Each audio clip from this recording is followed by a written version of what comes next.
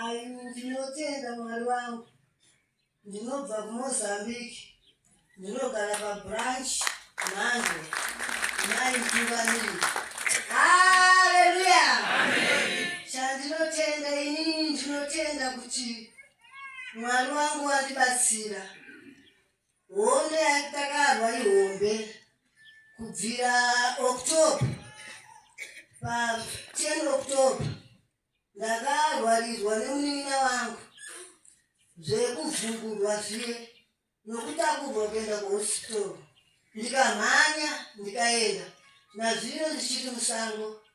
Kubva pandasvika kuti ndisvike panapa ndatobva ndiri musango tichifonera baba atofa vachinzi uyai handina chandinacho.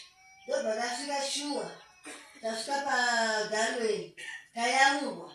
Munina wangu angatova chirema kufamba kana kufa flat, asi ndakashinga pamberi paMwari ndati baba bishopi namai bishopi ndinovaziva vakandibudisa munhamu dzangu dzandanga ndinadzo zvandanga ndisingafungiri, asi nhasi ndakadzere kuporesa uyu munina wangu. Ndotoenda chechi kune hanzvadzi yangu vandinoti chikara ndakarwa nacho. Toda kuenda kunanga makinoda kuenda sene zvechechi ndati oraiti munyengera. Ndobva ndabatana namai mvhangeri ndati shamwari handeti urehombe takabatana chokwadi, asi tobva tazowana mari pashoma ndoyatasvika nayo kunoku yokuti tidzoke nayo hatina. Ndati chero tasvika pamberi pababa tinoona kupona, tinoona kuyambutswa hondo yatinayo. Hondo yatinayo ihombe. Haleluya.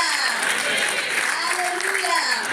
Ndakauya ane tsvimbo tiita kuchemba munhu anga ari mukobvu nasuwasuwa takadiki diki ndega ndichijima kuhospital vachitarisira inini apa panomukiwa here apa panomukiwa apa, asi kaanafonerai maprofita anobaba achingoda achifona baba muromo achifona tiamureiyo please, asi ndakazobudiswa zvisingafungike kuti ndinosvika nayo kumba iro kuita kutakura kufamba kana zvese zvakadaro.